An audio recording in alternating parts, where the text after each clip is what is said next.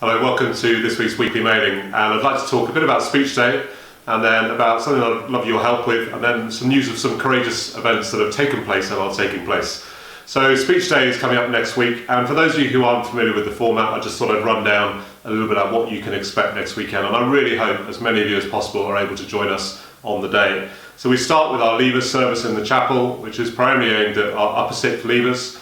And included in that this year, we're going to be giving a gift to all of those who have been from the pre-prep all the way through to the end of the upper sixth. So it's a really lively, informal service, and we hope that you'll join us for some really fine singing and a chance for us to end that particular season together. Then we move across to the marquee, which is on the big field, where there's a review of the year, which is led a little bit by me, but also by the heads of school and deputy heads of school.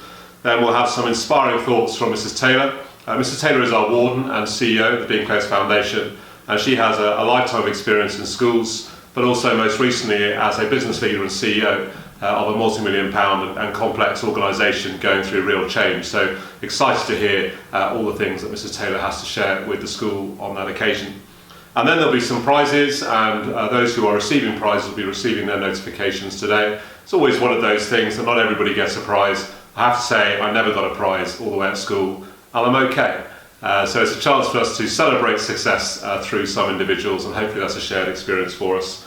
And then we move from the marquee into the house receptions. They take place, if the weather's good, which it normally is, all the way around the outside of the cricket field, and a chance for those houses just to celebrate as a small community before breaking out into picnics. And then whilst the picnics are happening during the afternoon, there's cricket on the main field and tennis, there's art in the art school, there's a fairground, there's a quad run, various other things happening, and a real chance for you hopefully to connect or to reconnect with some of the other families in the Dean Close community.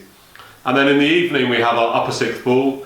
The Dean Close, the upper sixth have always said that they would rather do that on their own without their parents, so I'm sorry about that for you. But there is a pre-ball reception, which is a really lovely occasion. I've been through it twice as a father, and it's a great chance for photographs to kind of mark that and to spend time just with those upper sixth Leavers before they head into their ball.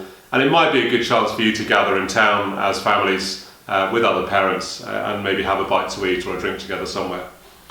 On a completely separate note, Noah and Chloe, who are going to be in next year's upper sixth, they're currently in this year's lower sixth, they're going to be curating our talks programme and working with Mrs. Azam in the marketing team to bring together some speakers for next year. We're looking for 4 speakers over the course of the first 2 terms, and it might be on maybe one of these themes: society, something in business, or the environment, maybe from the world of politics or the arts, from the world of science, or maybe sports.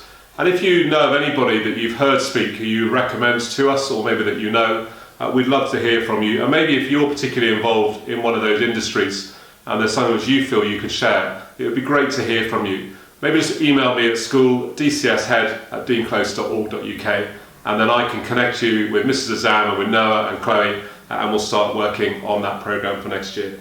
And then finally from me, I'd just love to share some stories of courage. And I was struck by a couple of things I've just seen in the last week or so.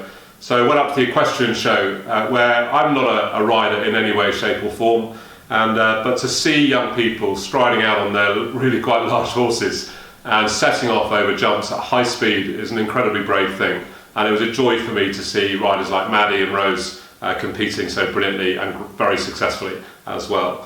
And then later this week I went to Junior Scholars Music Recital, and they didn't just choose pieces that were comfortable and easy, they really challenged themselves, as you would hope that scholars would.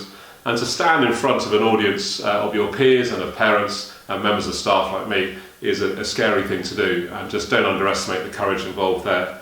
And then tonight we've got a wonderful production of 6, brought together by 6 of our Remove students, Year 10 students, and they're going to be performing for the school their own production of the musical 6. It's going to be an absolute thrill, I'm sure. And then finally on Monday evening we've got our New Writers Showcase. So people performing their own work, and maybe that's another level of courage again, where you're putting your own writing and your own thoughts out for everyone to listen to and reflect on. So courage is alive and well and being brought into our younger students, that they're going to be taking through them and equipping them for their lives ahead. I hope you have a wonderful weekend.